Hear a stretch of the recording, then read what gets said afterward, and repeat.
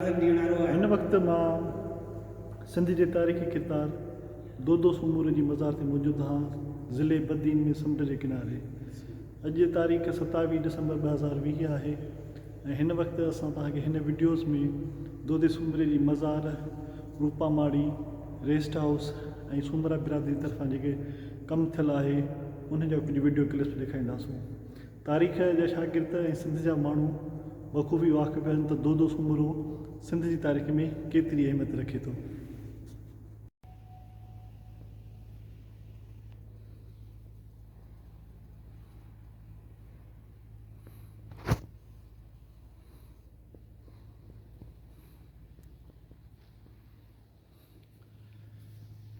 ही दोदो सूमरो जी क़बर मुबारक आहे।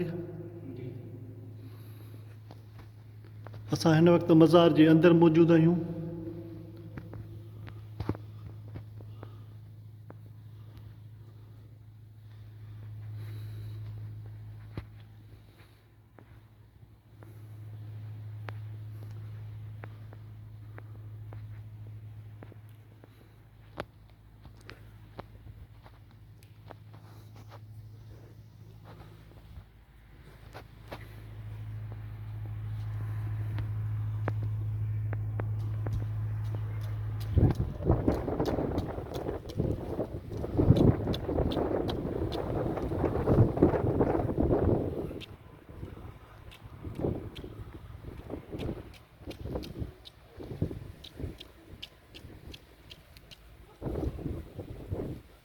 ही क़ब्रस्तान खे चौदीवारी ॾियारी वई आहे जेका ताज़िया दावत आहे।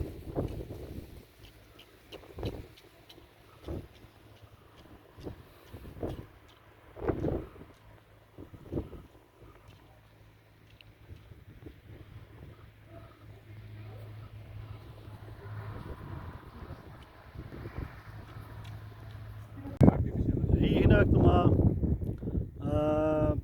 दोदो सूमरो आहे उन जी मज़ार आहे, उनजे पुठियां ही रूपा माड़ी आहे, उते मां बीठो आहियां ऐं ही हिते पुराणा खंडरात आहिनि जेके हींअर ढेर जी सूरत में मौजूदु आहिनि ऐं जंहिंखे हिते आर्कियोलॉजी खातो सकाफ़त खातो महिनत करे त ही तमामु सुठो जेको आहे तारीख़ी माॻ थी सघे थो जिते सॼी दुनिया जा माण्हू अची सघनि था। मुंहिंजे पुठियां वरी तव्हां सां थोरो वञो त ही समुंड आहे, ही त थोरो गच बंदि आहे पर हिते पको रस्तो न आहे समुंड ताणी वञण जो। जे हिन खे बि तरक़ी ॾिनी वञे त सिंध जे लिहाज़ खां ही अमल ख़ज़ानो थी सघे थो जेको सॼी दुनिया जे माण्हुनि खे हिते छिके अची सघे थो, जंहिंमें माण्हू हिते तारीख़ी सिंध जी तारीख़ सां ऐं सिंध जे जेको आहे माहौल खां वाबस्ता थी सघनि था, ॼाण हासिलु करे सघनि था। हा हा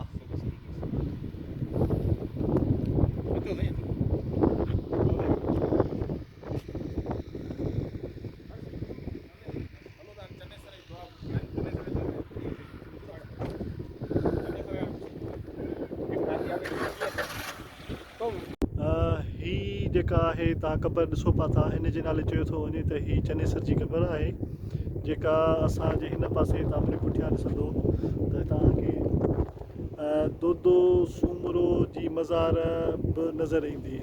दोदो सूमरो जी मज़ार खां ही जेका चनेसर जी क़बर ॿुधाइनि पिया था इहा हिन वक़्तु किलोमीटर खनि परे आहे जेके हिक ॿिए खे ॿई ॾिसजी रहियूं आहिनि।